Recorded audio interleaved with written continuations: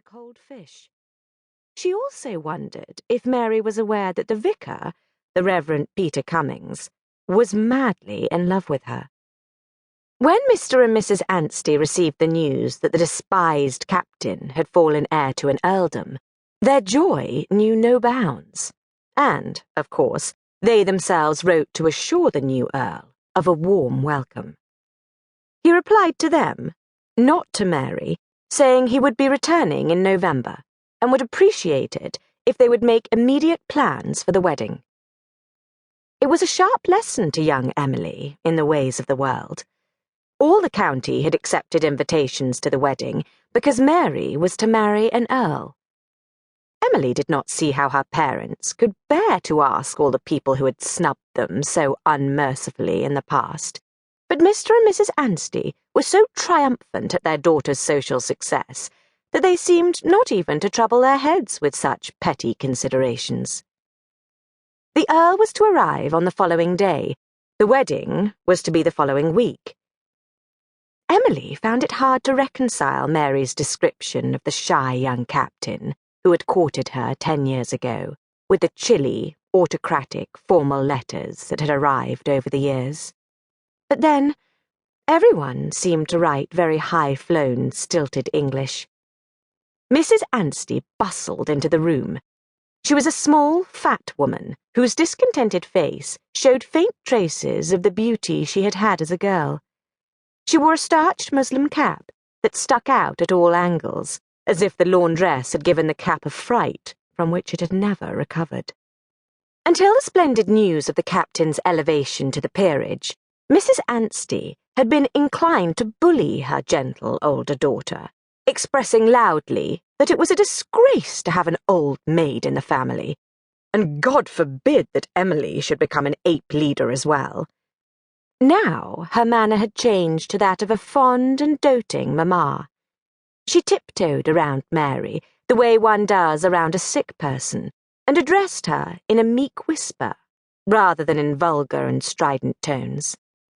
On days like this, Emily longed to find out that she and Mary had been adopted, and that they surely could not have come from such a parent. But she had only to glance up at the portrait of Mamma above the fireplace to see that Mrs. Anstey, painted as a young bride, had had all the beauty of both Mary and Emily, before fat and discontent had ruined her features. "At least we have nothing to be ashamed of," said Mrs. Anstey, plumping herself down on the sofa. "The Earl will find everything here to be of the finest." She looked complacently round the drawing-room as she spoke. Emily followed her gaze and sighed. Everything in their home was constantly being changed.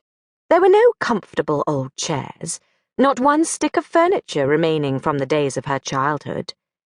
Only last spring, all the furniture had been taken out to the lawn and burned, including a pretty Hepplewhite escritoire of which Mary had been so fond.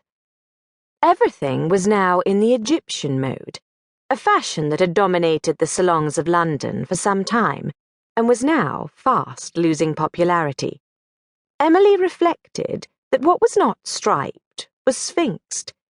Sphinxes' heads ornamented the tables and chairs, and glass sphinxes' heads winked from the pilasters on the fireplace. The Elms was a large, square box of a house, diligently kept free from any ivy or other creepers that might have softened the stark red of its brick outer walls. It was set back from the road which led out of the village of Malden Grand toward London. It had belonged to a Squire Habbond, a man fondly remembered by the local county. The Ansteys had never met the squire, since he had died some months before Mr. Anstey purchased the house. Emily sometimes imagined him as a jolly and rubicund John Bull, not knowing that during his lifetime Squire Habbond had been a rather nasty man and highly unpopular. He was only remembered fondly by the local county as a way of pointing out to the mushroom growth of Ansteys that they did not belong. Mary was to be married in the local church. The Ansteys had been nonconformist, but had changed back to the established church on their arrival in the country. Mrs. Anstey insisted.